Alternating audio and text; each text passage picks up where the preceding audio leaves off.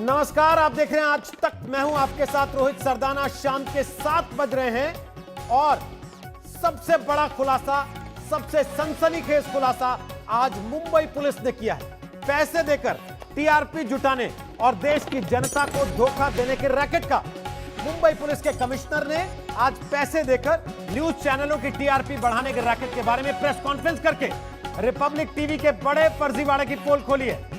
आपको बता दें कि भारतीय टीवी मीडिया के इतिहास में यह पहला मौका है जब किसी टीवी चैनल नेटवर्क पर देश के भरोसे के साथ खिलवाड़ करने के ऐसे संगीन आरोप लगे हैं। टीआरपी यानी टेलीविजन रेटिंग पॉइंट्स, जिसके आधार पर न्यूज चैनल नंबर 1, नंबर 2 या नंबर 3 पायदान पर आके जाते हैं। मुंबई पुलिस के मुताबिक उस टीआरपी की भी चोरी हो रही थी। पुलिस ने इस मामले में 2 रीजनल चैनलों के लोगों को पकड़ा है और रिपब्लिक टीवी के मालिकों को इस बारे में समन भेजने की तैयारी है। पुलिस का कहना है कि इस मामले में रिपब्लिक टीवी के खाते भी सील किए जा सकते हैं। टीआरपी की यह चोरी सही मायने में इस देश के लोगों के साथ धोखा है, देश के लोगों के भरोसे के साथ खिलवाड़ है। पुलिस के मुताबिक मुंबई में जिन घरों में टीवी रेटिंग की मॉनिटरिंग के लिए मशीनें लगाई गई थी, उन घरों में लोगों को पैसे देकर जबरदस्ती रिपब्लिक टीवी चलाकर रखने के लिए कहा गया ताकि टीआरपी बढ़ाकर विज्ञापनों से पैसा कमाया जा सके। अब पुलिस इस बात की भी जांच करेगी कि इस दौरान विज्ञापनों से कितना पैसा कमाया गया। तो सबसे बड़ा खुलासा इस समय का यह कि विज्ञापन से पैसा और टीआरपी रेटिंग कमाने के लिए फर्जीवाड़ा करके देश के लोगों के भरोसे की हत्या की गई। यह बड़ा खुलासा, हैरान करने वाला खुलासा मुंबई की पुलिस ने किया है। आज शाम को प्रेस कॉन्फ्रेंस करके मुंबई के पुलिस कमिश्नर ने यह सनसनीखेज दावा किया है कि रिपब्लिक टीवी ने फर्जी तरीके से टीआरपी जुटाई, विज्ञापन दाताओं को धोखा दिया और साथ ही देश के लाखों करोड़ों टीवी दर्शकों को भी धोखा दिया गया, उनके भरोसे के साथ खिलवाड़ किया गया।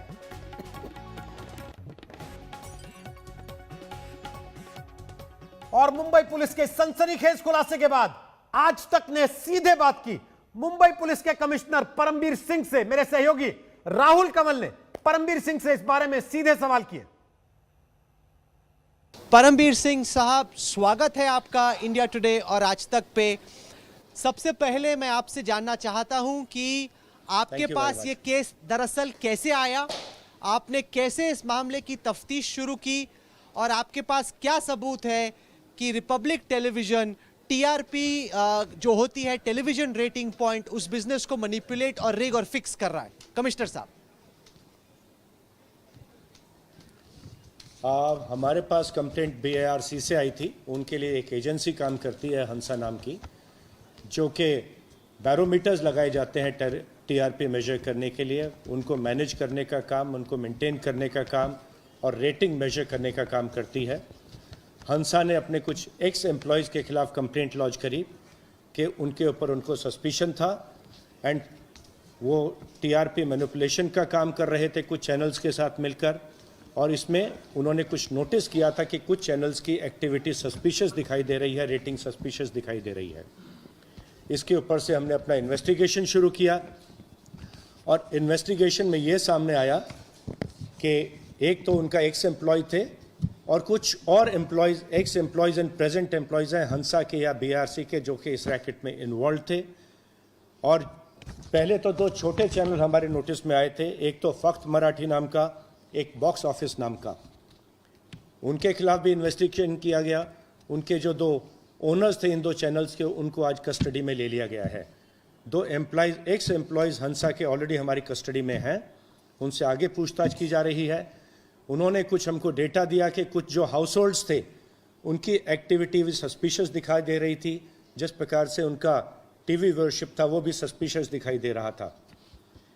और बीएआरसी खरीदी के एक बड़ा चैनल रिपब्लिक है, उसकी भी जो रेटिंग्स है उसमें कुछ सस्पिशियस मूवमेंट दिखाई दे रही थी।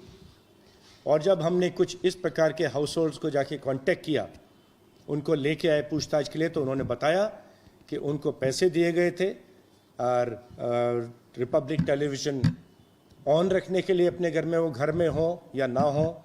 इनफैक्ट ऐसा भी सामने आया कि इनमें से कुछ लोग तो पढ़े लिखे नहीं थे, फिर भी वो इंग्लिश का चैनल देख रहे थे रिपब्लिक। तो ये पैसा दे के टीआरपी को मैनिपुलेट किया जा रहा था। इसमें breach of trust and cheating दो नॉन बेलेबल केसेस दाखिल हैं 409 एंड 420 ऑफ आईपीसी में। हमारी क्राइम ब्रांच आगे इसमें इन्वेस्टिगेशन कर रही है।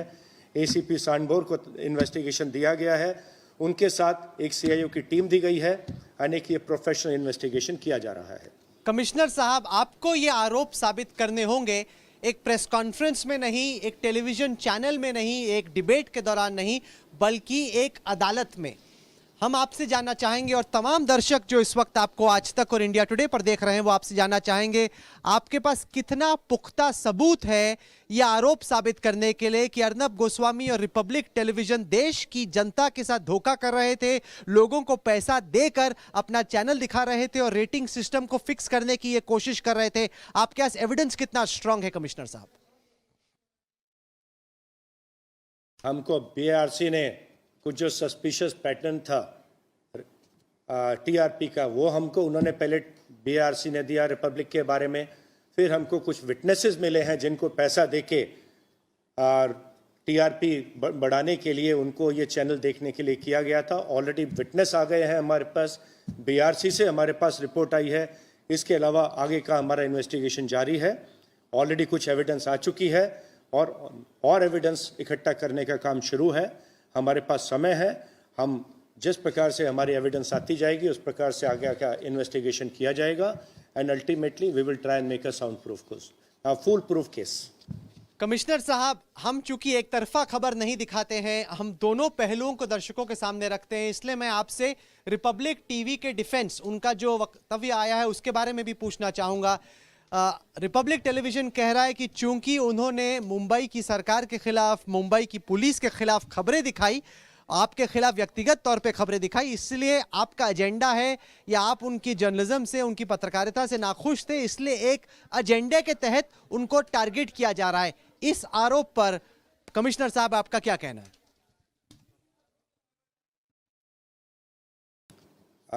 इस आरोप पर तो मुझे हंसी आती है। एजेंडा ड्रिवन जर्नलिज्म कौन कर रहा था ये सभी को मालूम है। कुछ सेक्शन ऑफ मीडिया किस प्रकार से एक एजेंडे को ड्राइव कर रहा था मुंबई पुलिस को डिफेम करने के लिए, मुंबई पुलिस को पब्लिक में मुंबई पुलिस की इमेज खराब करने के लिए। Definitely coverage of certain channels was very very agenda driven. We have no agenda, our agenda is only a professional investigation and nothing more than that.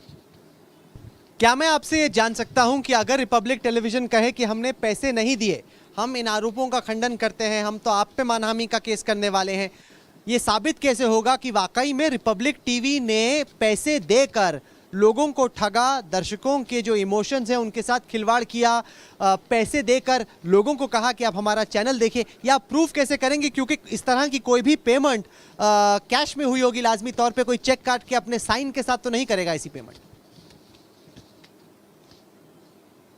यही हमारा इन्वेस्टिगेशन है। We will do a professional investigation, thorough investigation होगा and कुछ evidence हमारे पास already I है। और आज तक शायद ही कोई आरोपी है जो खुद आकर बोलता है कि हमने ये गुनाह किया है। प्रत्येक आरोपी तो गुनाह डिनाई ही करता है, वो तो इन्वेस्टिगेटिंग एजेंसी के ऊपर होता है कि एविडेंस इकट्ठी की जाए एंड जो जिनके खिलाफ एविडेंस मिलती है उनको प्रोसिक्यूट किया जाए and that is what we plan to do. आपने अपनी प्रेस कॉन्फ्रेंस में कहा कमिश्नर साहब कि आप समन जारी करने वाले हैं रिपब्लिक टेलीविजन की मैनेजमेंट, उनकी मालकियत पर, तो आप समन कब जारी करने वाले हैं और अर्नब गोस्वामी को पूछताछ के लिए कब बुलाया जाएगा? जो भी उनके अधिकारी हैं इस सब्जेक्ट से डील करते हैं या टॉप मैनेजमेंट है, प्रमोटर्स हैं, आवश्यकता अनुसार जिस प्रकार से हमारा इन्वेस्टिगेशन आगे बढ़ेगा उनको समन किया जाएगा। हो सकता है कि कुछ समन आज ही जारी कर दिए जाएं। आप कह रहे हैं कि आज ही समन जारी हो सकते हैं रिपब्लिक टेलीविजन की मैनेजमेंट के खिलाफ कि आप आइए मुंबई पुलिस के सामने, तमाम जो आरोप लगे हैं उनका जवाब दीजिए? कुछ समन तो आज अवश्य जारी हो सकते हैं। मैं आपसे यह भी जानना चाहता हूं कि दो जो बाकी चैनल हैं उनके मालिकों को आपने गिरफ्तार किया है। अगर आरोप वही हैं, सबूत वही है, तफ्तीश वही है, तो ऐसा क्यों कि दो लोगों को गिरफ्तार किया गया और तीसरे को नहीं? वहाँ डायरेक्ट एविडेंस ओनर्स के विषय में हमारे पास डायरेक्ट एविडेंस था। यहाँ जहाँ बड़ा ऑर्गेनाइजेशन होता है, ऑर्गेनाइजेशन में कौन एग्जैक्टली रिस्पॉन्सिबल है, कौन बेनिफिशियरी है, कितना फ़ायदा हुआ है, वो डिटेल्ड इन्वेस्टिगेशन हमारा चल रहा है। और जो भी इसके लिए रिस्पॉन्सिबल मिलेगा उनको बुलाया जाएगा और उनके विरुद्ध आवश्यक कार्रवाई की जाएगी।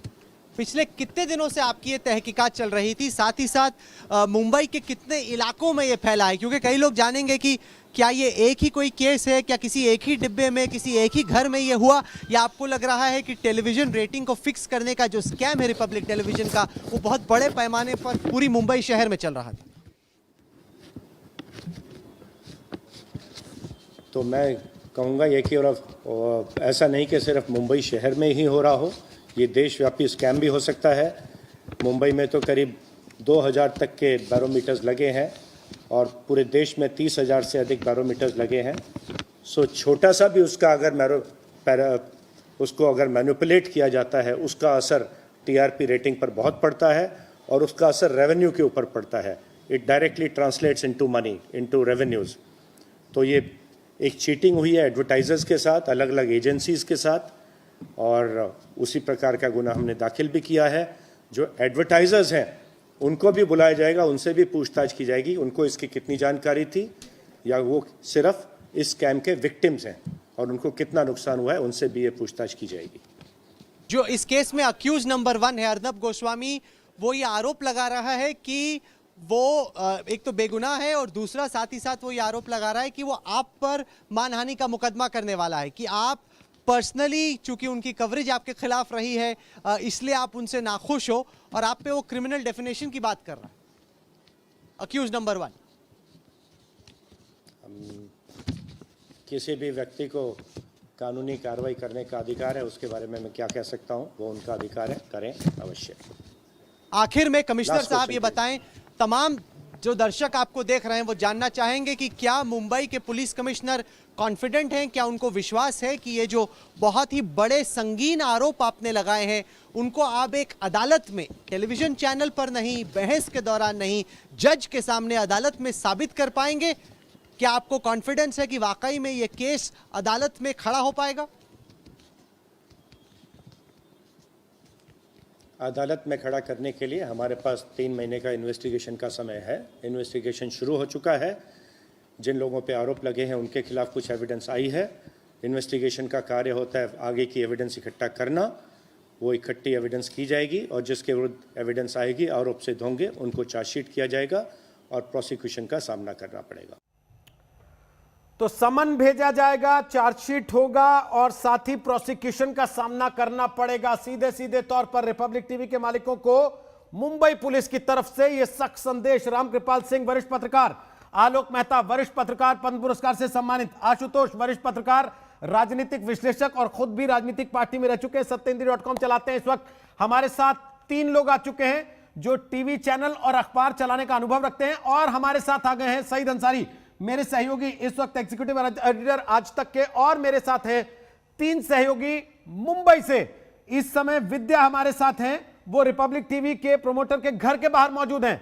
हमारे साथ सौरभ बख्तानिया मौजूद हैं, रिपब्लिक टीवी के दफ्तर के बाहर मौजूद हैं, और विवेक और दिव्येश हमारे साथ मुंबई से लाइव जुड़ रहे हैं इसी मामले पर और जानकारी लेकर। सबसे पहले विद्या, आप लोगों ने सवाल पूछे लेकिन जवाब नहीं मिला कुछ भी, क्यों?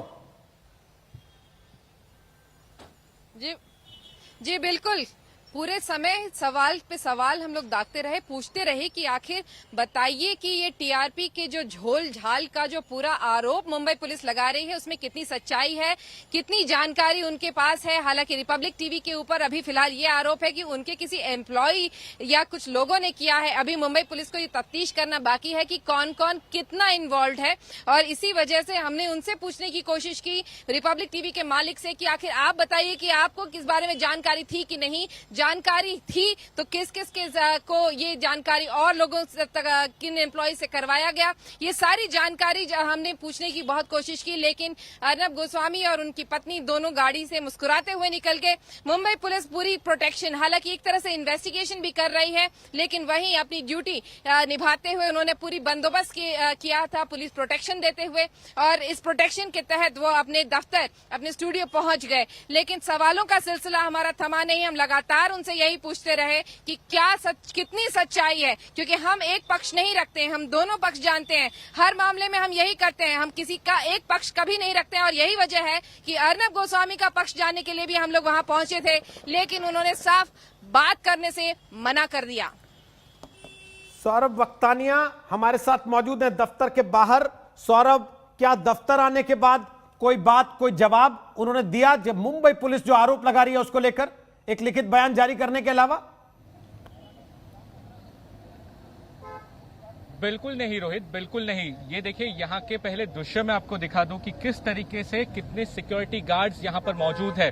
अब देखिए आरोप कितना संगीन है, देश के साथ चीटिंग की गई है, क्योंकि जो मुंबई पुलिस ने सेक्शंस लगाए हैं वो 400 BC के सेक्शंस लगाए हैं, यानी कि साफ तौर पे चीटिंग का मामला दर्ज किया है।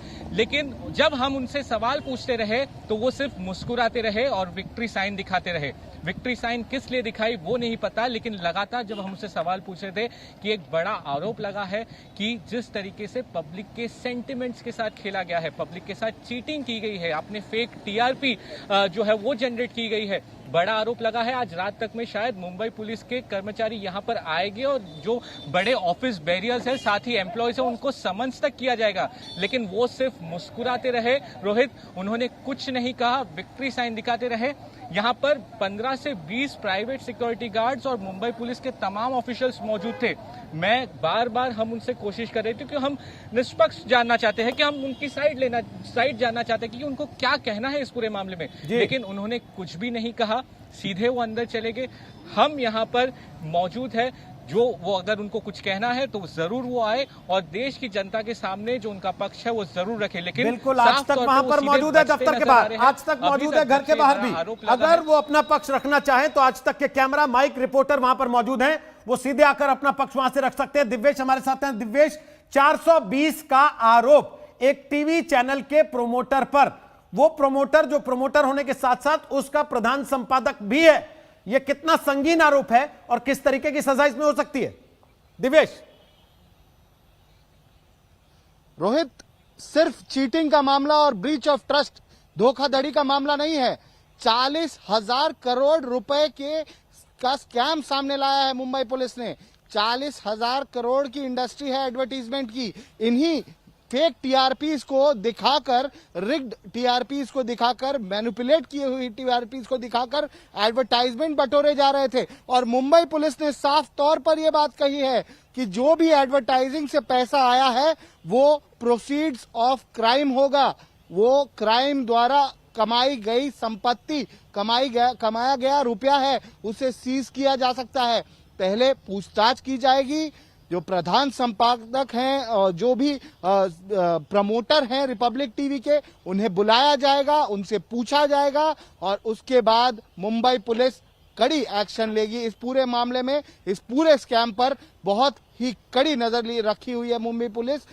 CIU की, क्राइम इंटेलिजेंस यूनिट की टीम, क्राइम ब्रांच की टीम और उसके साथ मुंबई पुलिस के और भी कई यूनिट्स जुड़े हुए हैं और पूरा इन्वेस्टिगेशन किया जा रहा है और भी जगह पर पता लगाया जाएगा। भारत सरकार को इसके बारे में बताया जाएगा, इंफॉर्मेशन एंड ब्रॉडकास्टिंग मिनिस्ट्री को भी बताया जाएगा कि इस तरीके का मामला सामने आया है। रिपब्लिक टीवी अगर ये काम मुंबई में कर रहा था, जहां पर उनका हेड ऑफिस है, तो देश के अन्य शहरों में भी इसी तरीके की हरकतें रिपब्लिक टीवी ने की होगी। इसका अंदेशा मुंबई पुलिस कमिश्नर परमबीर सिंह ने जताया है। इसीलिए मुंबई पुलिस सरकार को इसके बारे में, भारत सरकार को इसके बारे में बताएगी और बार की दी हुई कंप्लेंट पर आगे और एक्शन लिया जा सकता है।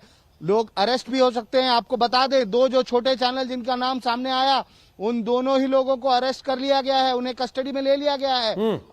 अरेस्ट होने से नहीं बच सकते वो लोग जो लोग इस तरीके की मैनिपुलेशन कर रहे थे, इस तरीके से फेक टीआरपी जता रहे थे और लोगों को बता रहे थे कि देखिए हमारे जो संख्या है लोगों की वो कितनी ज्यादा है, ठीक ज्यादा है। मात्रा में लोग दिव्येश, वापस हमारा आते हैं चैनल आपके देख पास, रहे हैं। क्योंकि आप हमें दूसरी तरफ एडवर्टाइजमेंट से दीजिए। आरोप या जवाब यह दिया जा रहा है आशुतोष कि मैं राष्ट्रवादी हूं, मैं सनातनी हूं, मैं सुशांत केस की लड़ाई लड़ रहा था, इसलिए परमवीर सिंह खासतौर पर टारगेट करके निशाना साध के मेरे खिलाफ इस तरीके की साजिश कर रहे हैं।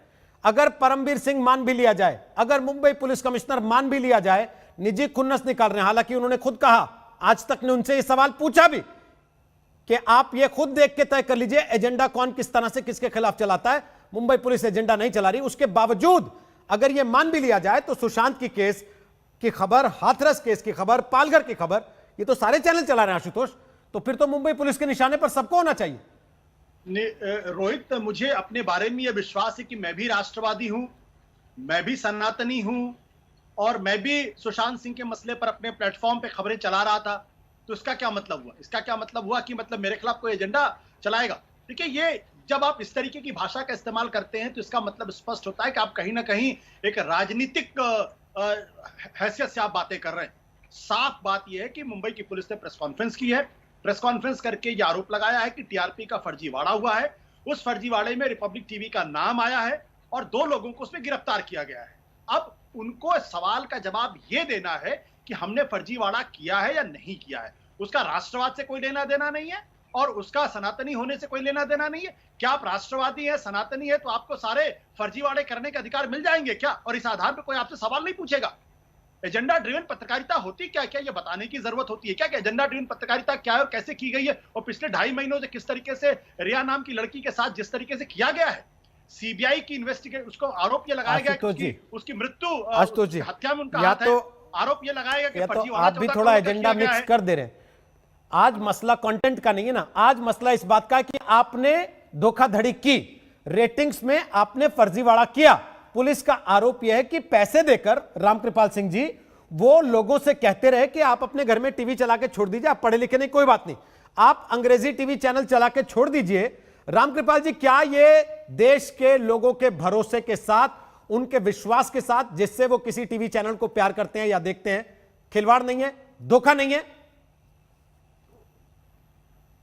जी, मेरी तकलीफ है, जो मेरी वेदना है अंदर से, वो यही है कि मीडिया ट्रायल जब किसी चीज के बारे में शुरू होता है तो उसका असर जो होता है वो बाद में अदालत कुछ भी फैसला करे, लेकिन मीडिया जो नुकसान कर देता हो जाता है।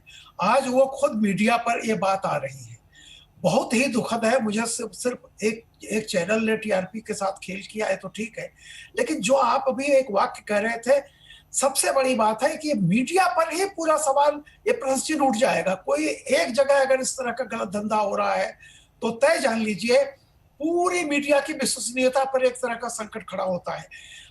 बहुत ही दुर्भाग्यपूर्ण है अगर ऐसा हुआ है। मैं फिर यही बात कहता हूं जो आप भी कह रहे थे।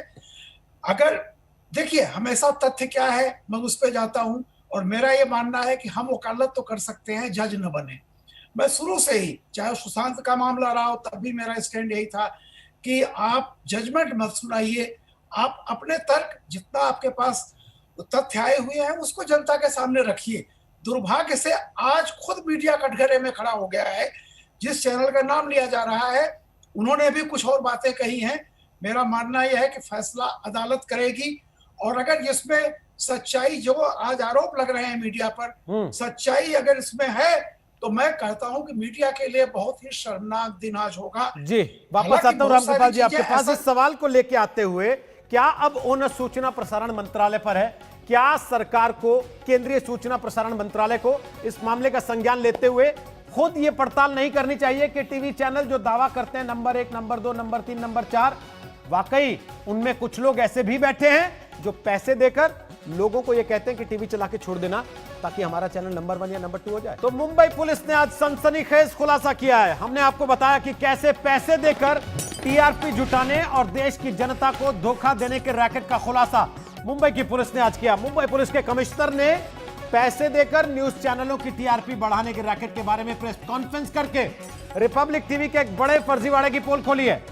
आपको बता दें कि भारतीय टीवी मीडिया के इतिहास में यह पहला मौका है जब किसी टीवी चैनल नेटवर्क पर देश के भरोसे के साथ खिलवाड़ करने के ऐसे संगीन आरोप लगे। टीआरपी यानी टेलीविजन रेटिंग पॉइंट्स, जिसके आधार पर news channel number 1, number 2, number 3 पायदान पर आके जाते हैं। मुंबई पुलिस के मुताबिक उस टीआरपी की भी चोरी हो रही थी। पुलिस ने इस मामले में 2 रीजनल चैनलों के लोग पकड़े हैं और रिपब्लिक टीवी के मालिकों को इस बारे में समन भेजा जाने वाला है। आपको बता रहे हैं ग्राफिक के जरिए कि कैसे टीआरपी की चोरी की गई, कैसे यह टीआरपी चोरी का खेल चलता है। आपके सामने ग्राफिक के जरिए हम समझा रहे हैं आपको। सामान्यतः रेटिंग का डेटा लिया जाता है कुछ घरों में टीआरपी मीटर लगाकर। अब जिन घरों में टीआरपी मीटर लगाए जाते हैं उनको गुप्त रखा जाता है, लेकिन हंसा कंपनियों के कर्मचारियों से मिली भगत करके उनको पैसा देके जिन घरों में मीटर लगे थे उनको पैसा दिया गया और कहा गया कि आप लगातार रिपब्लिक टीवी चलाकर छोड़ दीजिए, ताकि जब रेटिंग का डेटा काउंट किया जाए, गिनती हो, तो वो चैनल नंबर 1, नंबर 2 बड़े पायदान पर, ऊंचे पायदान पर पाया जाए और फिर विज्ञापन दाताओं को वो आंकड़े दिखाकर उनसे से ज्यादा पैसे वसूल किए जा सके और देश की जनता में यह भ्रम फैलाया जा सके कि पूरा देश केवल उन्हीं को देख रहा है। मुंबई पुलिस का बयान पहले आपको सुनवाते हैं, फिर आलोक मेहता आ रहे हैं जल्दी से। बीएआरसी ने जो अपनी एनालिटिकल रिपोर्ट सबमिट की है उसमें जो नाम सामने आया है वो है रिपब्लिक टेलीविजन का, जिसमें के सस्पिशन ट्रेंड्स टीआरपी के देखे गए। हमने ऐसे कस्टमर्स जिनको अप्रोच किया गया था, मैनिपुलेट किया गया था, जब उनको बुला के उनसे पूछताछ करी तो उन्होंने एडमिट किया कि उनको पैसा दिया गया था ये विशेष चैनल को ऑपरेट करने के लिए। ऐसे कुछ व्यक्तियों को लाके उनके बयान नोट किए गए हैं, उन्होंने कंफर्म किया है और इसमें आगे की कार्रवाई की जा रही है। जैसे मैंने आपको बताया, 2 चैनल के ओनर्स, फक्त मराठी एंड बॉक्स सिनेमा के ओनर्स को ऑलरेडी अरेस्ट कर लिया गया है और अब हमारे जो गुने की इन्वेस्टिगेशन में जो अब सामने आ रहे हैं वो रिपब्लिक टीवी के वहाँ काम करने वाले लोग या उस कंपनी के डायरेक्टर्स या प्रमोटर्स इन्वॉल्व होने के चांसेस हैं। आगे का इन्वेस्टिगेशन उसके हिसाब से रिपब्लिक टेलीविजन के डायरेक्टर्स, प्रमोटर्स या बाकी जो लोग इसमें इन्वॉल्व हैं उनके खिलाफ आगे का इन्वेस्टिगेशन किया जा रहा है। Can I complete?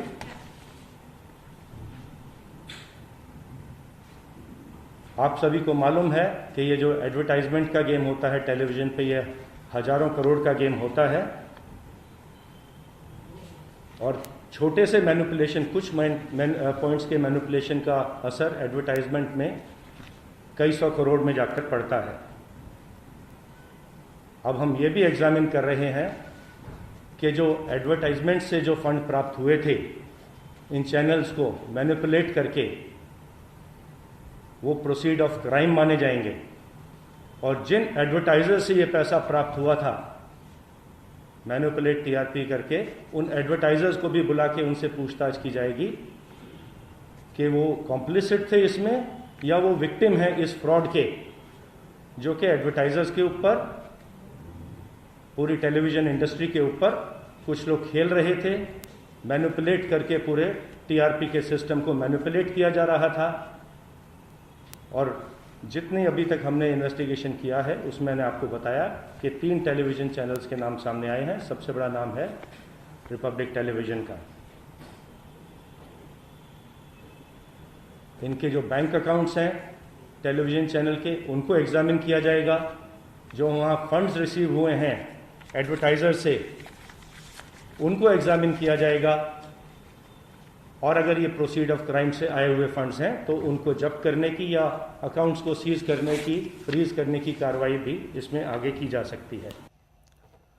Dilip Cherian, image consultant, हमारे साथ आ गए हैं। आलोक मेहता, वरिष्ठ पत्रकार, हमारे साथ हैं। आशुतोष पहले से हमारे साथ हैं। रामकृपाल सिंह पहले से हमारे साथ हैं और हमारे तमाम सहयोगी संवाददाता भी लगातार हमारे साथ बने हुए हैं। आलोक मेहता, बात आप पर छोड़ी थी, कैसे इस पर रिएक्ट कीजिएगा? एक टीवी चैनल पर आरोप ये कि पैसे देकर लोगों से कहा टीवी चला के छोड़ दो ताकि हमारा नंबर ज्यादा दिखे। रोहित जी, देखिए, अपराध कोई भी करे, मेरी गाड़ी से एक्सीडेंट होगा तो चाहे कितना ही बड़ा मैं संपादक हूँ या मालिक हूँ, उस पर केस होगा। पेरा का मामला यदि किसी पर है, इनकम टैक्स का मामला है, तो उसमें यदि अपराध, इसी तरह से टीआरपी का जो मामला पुलिस ने किया है, मैं इस बात से सहमत हूं कि अदालत फैसला करेगी, रामकृपाल जी ने जो कहा, लेकिन साथ में ये भी ध्यान दीजिए, जो कहा गया है, जिसका पुलिस कमिश्नर कह रहे हैं चिंता का विषय है रोहित जी, ये जो लोग, हम लोग जो अभी अखबारों में सीधे नहीं है या चैनल में नहीं है, कल ये तय कौन करेगा? पुलिस तय करेगी कि एडवर्टाइजमेंट ने 10,000 वाले को, जिसका अखबार छपता है, उसको कितना विज्ञापन दिया, या किसी चैनल को। देखिए, पुलिस का भी बायस इससे सामने आ रहा है। अदालत के सामने भी आपके राहुल कंवल भी पूछ रहे थे पुलिस कमिश्नर से कि आप साबित करेंगे ना। और टीआरपी पर रोहित जी, मैं खाली एक कहूंगा, आपके पास बहुत अच्छा रेफरेंस है, मैं नाम भी नहीं लेना चाहता, लेकिन मैं जिस पत्रिका में पहले था, आज से कई साल पहले, 10-12 साल हो गए, और मेरा ख्याल आशुतोष जी भी तब तो काफी सक्रिय रहे हैं, मालूम होगा जो भी पढ़ते रहे हैं कि टीआरपी पर जब 8,000 का मीटर था तब भी रैकेट था। पुलिस को आज चूंकि ठाकरे परिवार फंस गया, इसके बाद पुलिस ऐसी सक्रिय हो गई कि भाई ठीक है, अर्नब गोस्वामी या रिपब्लिक टीवी, आप जो फांसी लगाइए, आप फेरा के केस में देश के सबसे बड़े अखबार के मालिक के ऊपर केस चला, वो देश के बाहर बाद में पता नहीं क्या हुआ। सवाल यह है कि कितना ही बड़ा अपराध करने पर अपराधी को सजा मिले, इसमें आप और हम नहीं कहते, लेकिन पुलिस भी बाकायदा चुन चुन करके विज्ञापन दाता से पूछेंगे, पैसे का पूछेंगे। पहले टीआरपी का जो अपराध है उसे साबित करें, उसके साथ में जो गल हुआ, विज्ञापन वाले ने क्यों इसको दिया, क्या इसका नंबर 1 था? मैं तो, आप और हम नहीं, सामान्य आदमी कहता है भाई आज तक तो हम देखते हैं, कैसे दूसरा नंबर चैनल हो गया। मेरा तो यही है, ये जनता ज्यादा जानती है। पुलिस को आज याद आई, पुलिस को साल भर सो रही थी क्या टीआरपी का शिकायत कब मिली उसको, और शिकायत में क्या लिखा गया है? क्या शिकायत में ये सब लिखा गया है कि पैसे का हजारों करोड़, 35,000 करोड़ का घोटाला हो गया है? देखिए, ये आदत पुलिस की वही है जो राजनीतिक दल की होती है। ठीक है, और इसलिए मेरा कहना है कि पूरे मीडिया को कटघरे पर खड़ा करिए जी। आज तक जो चैनल दिखाता है या दूसरा चैनल दिखाता है, वो टीआरपी गड़बड़ थोड़ी कर रहा है। आलोक जी, हम इसीलिए ये कहते रहे और अब भी कह रहे हैं, जोर दे के कह रहे हैं कि टीआरपी लोगों के लिए टेलीविजन रेटिंग पॉइंट होगी, हमारे लिए ट्रस्ट रेटिंग पॉइंट है। जनता का विश्वास, जनता का भरोसा अगर हमने कमाया है तो अपने काम की बदौलत कमाया, जनता का प्यार अगर कमाया तो अपने काम की बदौलत कमाया। लेकिन दिलीप चेरियन, आप तो इमेज कंसल्टेंट हैं, एक बार माथे लिखा जाए 420 का केस, 420 लग जाए किसी के ऊपर, तो उसका मतलब क्या होता है फिर? पुलिस को केस स्थापित करना पड़ेगा, वो आप एक तरफ रखें। दूसरी तरफ जो प्रॉब्लम ये है कि आप बहुत कम सैंपल साइज से 700 मिलियन व्यूअर्स का जो मार्केट है उस पे आप प्रोजेक्ट कर रहे हैं। तो अगर आपका 1-2 भी, जैसे हंसा के एम्प्लॉइज को अभी गिरफ्तार किया गया है, अगर 1-2 एम्प्लॉइज की न्यूज चैनल्स का शेयर जो है ये 5% से कम होता है, तो अगर वहां थोड़ा सा भी घोटाला हो गया और एक चैनल के पास उन हेडर का डेटा आ गया और एड्रेसेस आ गया, तो उनको इन्फ्लुएंस करने में ज्यादा एफर्ट नहीं लगता है। तो जो बीआरसी का डेटा है उसको ऑल्टर करने के लिए बहुत ज्यादा कोशिश नहीं होता है। सिर्फ एक एम्प्लॉय या 2 एम्प्लॉय, 2-3 एजेंसीज है जो ये काम करते हैं, जो डेटा कलेक्शन का काम। आप, पहला चीज यह है कि सैंपल बहुत छोटा है। दूसरा यह है कि अगर एजेंसीज के लोग आपके पास एड्रेस भेजे तो आप उनको ऑल्टर करने में बहुत कामयाबी आराम से हो जाएगा, क्योंकि वो बहुत कम हाउस होल्ड होते हैं। तीसरी चीज, बीआरसी को पैसे कौन देता है? Advertising agency. एडवर्टाइजिंग एजेंसी ये एज्यूम करते हैं कि आप जो डेटा हमें देते हैं, जो हम आपसे खरीदते हैं, वो डेटा ऑथेंटिक है। अब जो निकल आया ये है कि ये ऑथेंटिसिटी क्वेश्चनेबल है। एडवर्टाइजिंग एजेंसी को कौन पैसे देता है? 60-70 हजार करोड़ जो भी देते हैं वो कॉर्पोरेट देते हैं।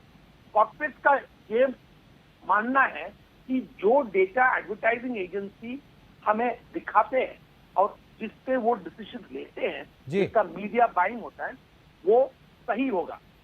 अब जो पुलिस केस जो स्थापित कर रहे हैं ये है कि अगर आप हेड स्टेशन या हाउस होल्ड्स को ऑल्टर करें तो छोटे सैंपल साइज में बहुत बड़ा इम्पैक्ट होता है और ये बहुत मेरे ख्याल में लाभदायक है जी। जो चैनल ये टेक्निक को इस्तेमाल कर। जी सईद अंसारी, इस सबसे इतर सबसे बड़ी बात यह कि एक चैनल जिसके ऊपर 420 का केस पुलिस लगा रही है, जिसके लिए पुलिस ये कह रही है कि साहब ये आपको ये तक बताने के लिए कि उसको कितने दर्शक देख रहे हैं फर्जीवाड़ा कर रहे थे, उनकी बाकी बातों पे यकीन कैसे करेगा कोई?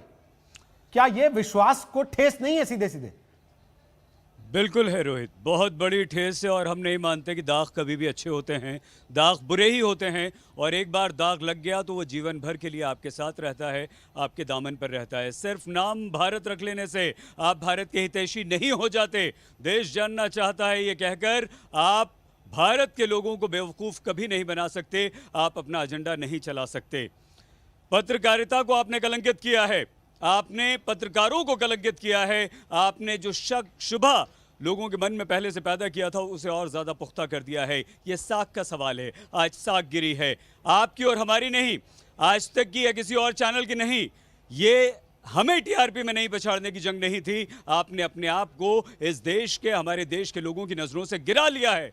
अर्नब गोस्वामी आज किस मुंह से ये पूछेंगे कि भारत जानना चाहता है? किस मुंह से वो ये कहेंगे कि भारत के साथ नहीं ये हो रहा है और भारत को अधिकार है ये जानने का? नहीं, आप नैतिकता को भूल गए हैं, आप पत्रकारिता के चौथे स्तंभ को भूल गए हैं, आपने सारी मान मर्यादाओं को, मूल्यों को, आदर्शों को बेच डाला है और आप सिर्फ और सिर्फ अपना एजेंडा चला रहे थे। आप सिर्फ अर्नब गोस्वामी एजेंडा पत्रकारिता कर रहे थे, लेकिन आज आप बेनकाब हुए हैं और बेनकाब होने के बाद बेशर्मी से आप मुस्कुरा रहे हैं, बेशर्मी से आप विक्ट्री साइन दिखा रहे हैं।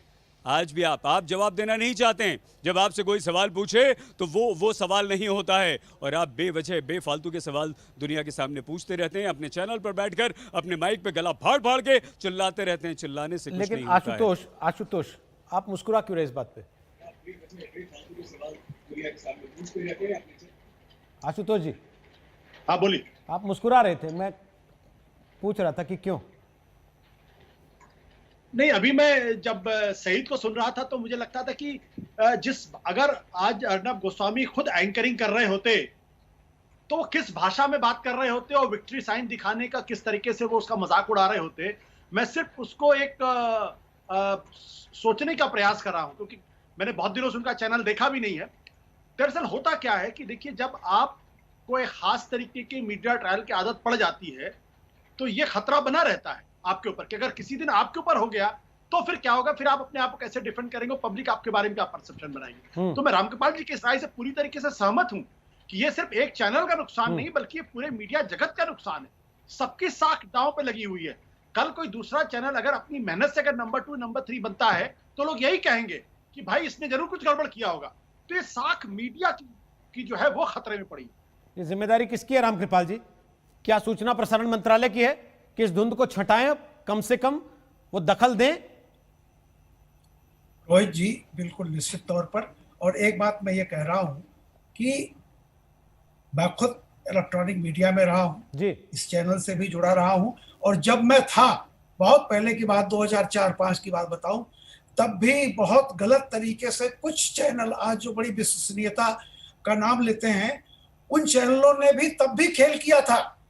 ऑपरेटर को किस तरह से वो चैनल की पोजीशनिंग की जाए, लेकिन ठीक है, आज तक अपने कंटेंट, अपनी विश्वसनीयता पर आगे बढ़ा, ये मैं मानता हूं। लेकिन मैं जो एक बात कर रहा हूं, जो फिर मैं रिपीट करूंगा कि देखिए, बहुत कुछ हद तक जो एजेंडा जर्नलिज्म है, एजेंडा जर्नलिज्म एक समय तो आपको लाभ देता है निश्चित तौर पर, लेकिन उसके बाद बहुत भयानक एक जो विश्वसनीयता का संकट होता है ना, क्रेडिबिलिटी का, वो लंबे दौर तक फिर वो टिक नहीं पाता, फिर नीचे जाना पड़ता है। तो आपने, मैं खुद इस बात को कह रहा हूं कि एक मीडिया पर संकट है। और ये कहना कि पहले भी हो रहा था, चोरी बलात्कार डकैती पहले भी होती थी, लेकिन अगर आज कोई पकड़ा जाता है तो यह डिफेंस नहीं कर सकता कि पहले भी हो रहा था। बिल्कुल सर, बहुत बहुत धन्यवाद रामकृपाल जी, बहुत बहुत धन्यवाद। आशुतोष दिलीप चेरियन, विद्या सईद अंसारी आप सबका इस कवरेज का हिस्सा बनने के लिए, लेकिन एक बात के साथ छोड़े जा रहे हैं जो हम बार बार आपको याद दिलाते रहते हैं। खबर के लिए सिर्फ आज तक है, अफवाह के लिए कोई भी। इसलिए आप देखते रहिए आज तक। इस ब्रेक के बाद नमस्कार, मैं हूं अंजना ओम कश्यप। हमें उम्मीद है ये वीडियो आपको पसंद आया होगा। लेटेस्ट खबरों के लिए यूं ही देखते रहिए आज तक, और इस वीडियो के पसंद आने पर लाइक, शेयर एंड सब्सक्राइब करना ना भूलें।